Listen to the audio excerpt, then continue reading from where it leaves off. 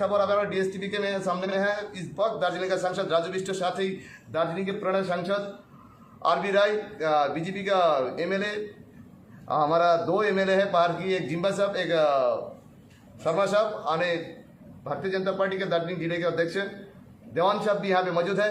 उन्हें अभी अभी खबर मिला हम लोग के साथ, और राजू बिष्ट के इस वक्त हम लोग पकड़े हैं उनके पार्लियामेंट से निकलने के साथ साथ जिस वक्त हम लोग को पता चला कि राजू बिष्ट के साथ डेलीगेशन टीम आज सेंट्रल होम मिनिस्टर के साथ एक मुलाकात की प्रक्रिया संपन्न हुई है। इस विषय लेकर हम राजू जी के बात करना चाह रहा है टीएसटीवी की तरफ से। राजू जी नमस्कार। नमस्कार राजू जी, आज आपने कितना टीम लेकर, कितना बंदा डेलीगेशन की टीम लेकर अपने सेंट्रल होम मिनिस्टर के साथ मुलाकात की आपने?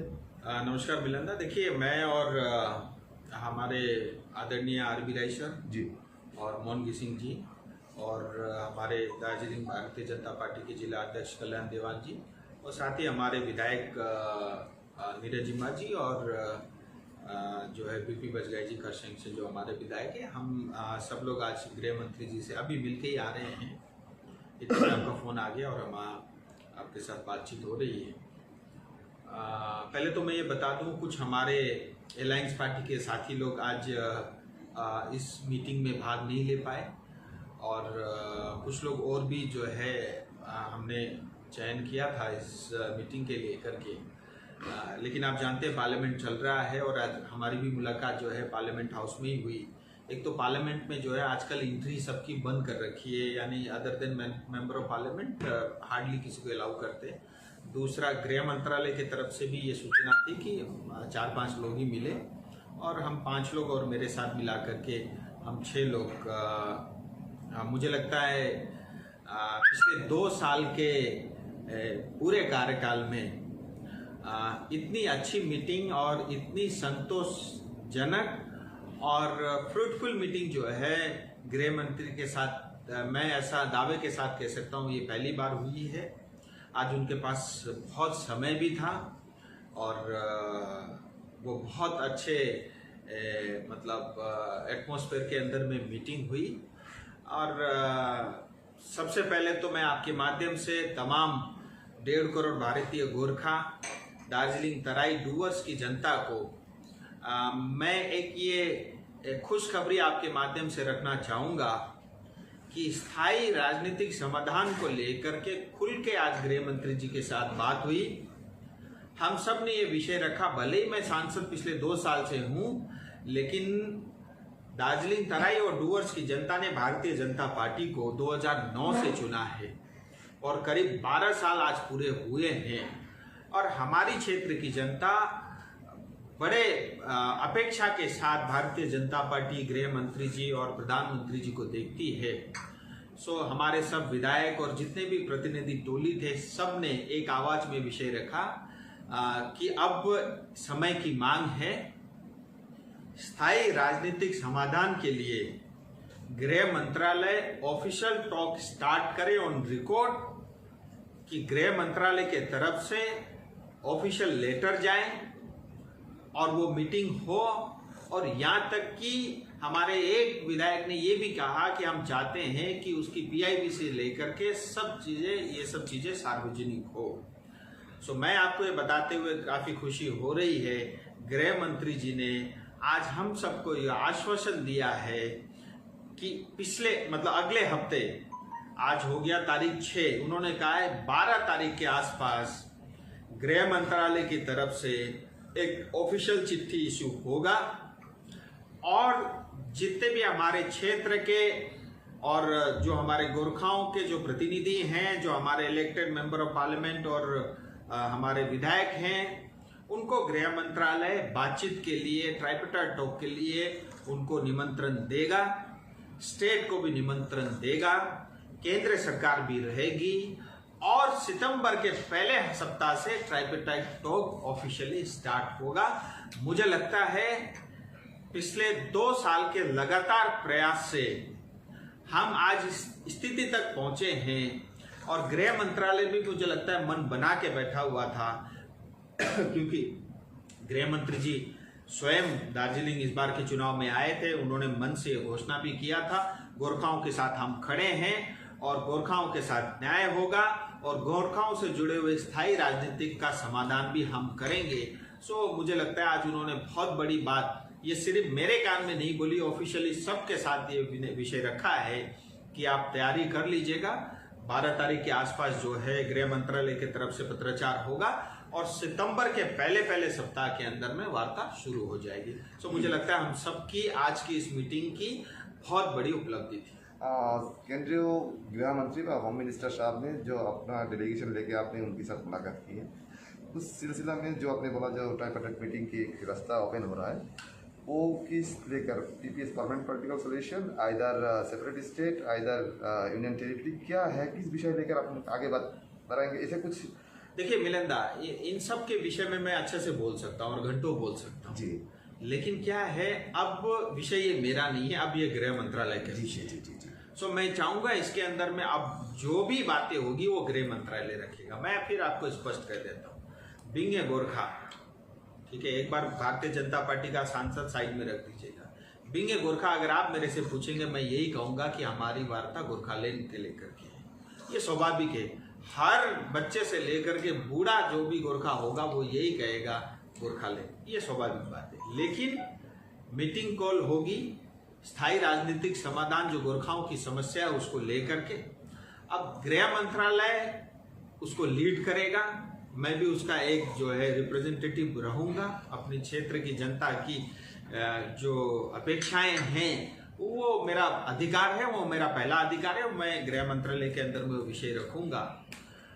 और जो है मैं चाहता हूं अब इस विषय में मैं ज़्यादा नीटी-ग्रिटी पे नहीं जाऊंगा, नहीं तो फिर क्या है, विषय के कई और मतलब निकालेंगे। और आज तक भी ऐसा ही हुआ है, हमारे यहाँ कुछ शुभ काम होने जाता है, उसको अड़ंगा लगाने वाले ज्यादा आते हैं, सो अल्टीमेटली होता कुछ नहीं है। हमारे क्षेत्र में, हमारे इलाके में राजनीति इतनी हावी है कि कोई राजनीतिक का समस्या का समाधान निकल ही नहीं सकता। सो मैं चाहता हूँ इसको बहुत सिंपल रखेंगे, क्लीन रखेंगे, और मैं आपके माध्यम से जनता को ये आश्वासन देना चाहता हूँ और मैं आपके साथ खड़ा हूं और आपकी अपेक्षा, आपकी आकांक्षा के हिसाब से ईमानदारी से आपका विषय रखूंगा।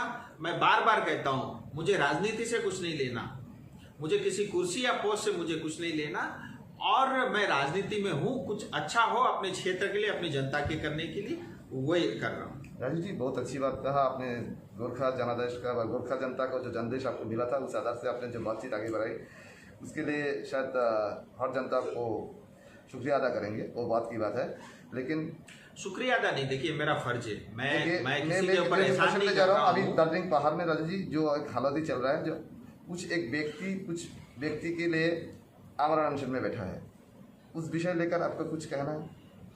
कोई पॉलिटिकल व्यक्ति हो, आप जो भी हो। बहुत कई दिनों से विषय चल रहा है और मैं बहुत समय तक मैंने कोशिश की है कि क्योंकि कुछ भी होता है उसमें इतना ज़्यादा पॉलिटिक्स हो जाता है, सो कई बार मेरा मन दुखता है, तो बहुत सारे विषयों से मैं अपने आप को बहुत अलग रखता हूँ।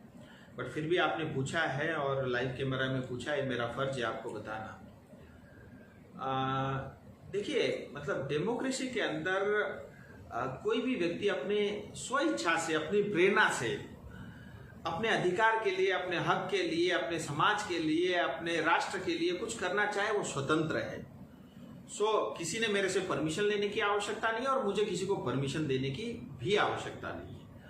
और आपकी भी अगर कल कोई इच्छा होती है तो वो अपनी इच्छा इस स्वतंत्र भारत के अंदर में आप अपनी इच्छा को प्रकट कर सकते हो। ये राइट आपके पास भी है, मेरे पास भी, ऐसे किसी तीसरे चौथे हर एक के पास है, और ये हक और अधिकार हम गोरखाओं के पास भी है। सो मुझे उस विषय में कुछ नहीं कहना, हर एक व्यक्ति अपने हिसाब से, अपनी बुद्धि से जो उसको ठीक लगता है वो कर सकता है। लेकिन मेरा यही कहना है कि अगर मान लीजिए कोई अनशन, कोई धरना गोरखालैंड को लेकर के है, तो मैं भी जो है उसको मैं सहयोग करूंगा और जो है मैं उसके खिलाफ नहीं हूंगा, मैं भी साथ दूंगा। और मैं ये तक भी कहता हूं कि आने वाले समय में अगर कभी ऐसी आवश्यकता लगी कि अलग राज्य को लेकर के या गोरखालैंड को लेकर के धरना देने की ही आवश्यकता पड़ती है, तो मैं दूंगा सबसे पहले। और ये धरना मैं दार्जिलिंग में क्यों दूंगा? मैं दूंगा तो जंतर मंतर में दूंगा, क्योंकि इसका समाधान दिल्ली से होना है। मैं दार्जिलिंग के किसी कोने में जाकर के जंगल में बैठ जाऊं या मैं अपने पार्टी ऑफिस में बैठ जाऊं या मैं अपने घर में बैठ जाऊं, उसका समाधान नहीं होगा। सो मेरा ये कहना है, देखिए आज तक हमने धरने बहुत दिए, अनशन बहुत किए, आंदोलन बहुत किए, बहुत लड़ाई झगड़ा भी हुआ, अल्टीमेटली निकला क्या? सो पिछले 100 साल से हमारी प्रैक्टिस यही तो रही है। अल्टीमेटली जो है हम समाधान की तरफ नहीं जाते, हम एन केन कुछ न कुछ करके जो है हम जनता के ऊपर में और समस्या पैदा कर देते हैं। कभी 3-3 महीने बंद हो जाता है, लोग जो है भूखे जो है रात को सोने के लिए नौबत आती है, धंधा चौपट हो जाता है। आज दार्जिलिंग से पूरा जो है टूरिज्म उखड़ के दूसरे क्षेत्र में चला गया। आज सिक्किम को बहुत फायदा हुआ है, दार्जिलिंग में आंदोलन होता है, फायदा सिक्किम को होता है, क्योंकि यहाँ का टूरिस्ट निकल करके सिक्किम और बाकी नॉर्थ ईस्ट के प्रांतों में जाता है। सो मुझे लगता है अल्टीमेटली हम नेता लोग जनता को दुख देते, उनको तकलीफ देते और हमारी समस्या समाधान करने की बजाय उस समस्या को हम और बड़ा कर देते। मुझे लगता है इतनी ज्यादा राजनीति कहीं भी ठीक नहीं। अगर चीनी में, अगर चाय में भी ज्यादा चीनी शक्कर डाल दो तो आप पी नहीं सकते। इसी तरह से दार्जिलिंग तराई डूवर्स हमारे इस क्षेत्र में भी राजनीति इतनी हावी है, न कोई अच्छा व्यक्ति बोलना चाहता है, न कोई संस्था बोलना चाहता है, न कोई इंटेलेक्चुअल बोलना चाहता है, न कोई साहित्यकार बोलना चाहता है, न कोई युवा बोलना चाहता है। मुझे लगता है राजनीति ज्यादा है।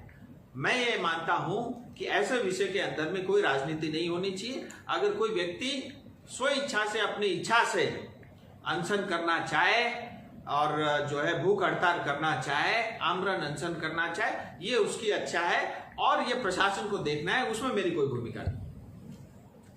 देखिए, जो अभी आमरण अनशन चल रहा है शर्मा जी का, आपको विषय लेकर, आपको रेजिग्नेशन लेकर, जो आपने इस बारे में क्लैरिफिकेशन दे चुका है और कहना है कुछ आपकी इस बात पर? देखिए, मेरा ऐसा मानना है डेमोक्रेसी के अंदर में, स्वतंत्र भारत के अंदर में हर एक व्यक्ति को अपने इच्छा से अपनी बात और अपनी चीजें करने का पूरा अधिकार है। न तो किसी को मैं रोक सकता हूं, न किसी ने मेरे से परमिशन लेने की आवश्यकता है। ये हम सबका अधिकार है, हम गोरखाओं को भी ये अधिकार है, मुझे उसमें कोई टिप्पणी नहीं करनी। लेकिन 2-3 चीजें मैं जरूर इसके ऊपर मैं कहना चाहूंगा। देखिए, मान लीजिए, एक तो अगर ये धरना गोरखालैंड को लेकर के होगा, मेरी भी सहभागिता होगी, मैं स्वयं भी जाऊंगा, मैं स्वयं भी बैठूंगा। लेकिन मुझे लगता है ये धरना जो है गोरखालैंड को लेकर के नहीं है। दूसरा विषय, मान लीजिए कल को अगर आवश्यकता पड़ी, आज तो केंद्र सरकार के दरवाजे भी खुले हैं, केंद्र सरकार बार बार बोल रही है कि हम गोरखाओं के साथ हैं, हम उनका समाधान करेंगे। और ऐसा नहीं कि भारतीय जनता पार्टी ने सिर्फ वचन दिया और किया कुछ नहीं। ऐसा है, समय सब चीज में लगा है, इसमें कोई दो राय नहीं। चाहे राम मंदिर का विषय हो, चाहे 370 का विषय हो, चाहे 35A का हटना हो, हर विषय के अंदर में समय लगा है और सब काम जो है समय के साथ हुए हैं। और अगर केंद्र सरकार जो है मतलब वार्ता के लिए तैयार है, मान लीजिए मतलब बातचीत करने के लिए तैयार है, बार बार आश्वासन दे रहे, मुझे लगता है आज आवश्यकता नहीं। कल अगर आवश्यकता पड़ेगी, अगर मुझे ऐसा लगेगा, बिंगे बीजेपी के सांसद ठीक है, लेकिन बिंगे एक गोरखा होने के नाते भी अगर मुझे लगा आवाज उठाने के लिए है, मैं स्वयं धरने पे बैठ जाऊंगा। और धरने पे मैं दार्जिलिंग के किसी कोने में नहीं बैठूंगा, या मैं अपने पार्टी कार्यालय में नहीं बैठूंगा, मैं जंतर मंतर में बैठूंगा अगर उसकी आवश्यकता हो। सो मुझे ऐसा मानना है कि देखिए, हमने धरने भी बहुत किए, अनशन भी बहुत किए, आंदोलन भी बहुत किए, उससे कुछ हासिल तो नहीं हुआ। अल्टीमेटली हमने जनता को ज्यादा दुख और तकलीफ दिया है, चाहे वो 2017 हो, चाहे उससे पहले के आंदोलन हो। हर एक में जो है कुल मिला के जनता की क्षति हुई है, दार्जिलिंग की हानि हुई है। हमारे यहाँ से टूरिस्ट जो है भाग के दूसरे जगह गए हैं, हमारे यहाँ चाय बागान का हमने भट्ठा बिठा दिया है, हमारे यहाँ सिंखोना बागान का भट्ठा बिठा दिया है, हमारे यहाँ एजुकेशन सिस्टम को हमने कोलैप्स किया है, हमारे यहाँ सड़कों को हमने खराब किया। उसके लिए सब जिम्मेदार हम सब नेता ही है, उसके लिए जनता जिम्मेदार नहीं है। बेचारे जनता ने तो जब जब नेता ने कुछ कहा उसको साथ दिया है। सो मुझे लगता है ये उचित समय नहीं है और आज के दिन इसकी कोई आवश्यकता भी नहीं है। और मैं ये कह रहा हूं, अगर आवश्यकता होगी, अगर उस दिन मुझे बीजेपी सांसद न होकर गोरखा सांसद बनना पड़ेगा, मैं बनूंगा। मुझे अगर पार्टी के अगेंस्ट भी बोलना होगा, बोलूंगा, अगर आवश्यकता होगी।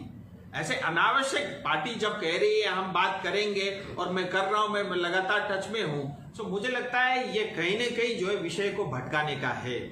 हाँ, अगर आज दार्जिलिंग में आंदोलन होना चाहिए तो वह आंदोलन टीएमसी के खिलाफ होना चाहिए, आंदोलन होना चाहिए ममता दीदी के खिलाफ होना चाहिए, आंदोलन होना चाहिए हमारे यहाँ इतने भाई बहन जो शहीद हुए हैं, मैं एटलीस्ट उनके साथ खड़ा होकर के आंदोलन करना ये मुझे लगता है उचित नहीं है। और आंदोलन होनी चाहिए तो ममता दीदी और टीएमसी के खिलाफ होनी चाहिए, मेरा ऐसा मानना है व्यक्तिगत रूप से।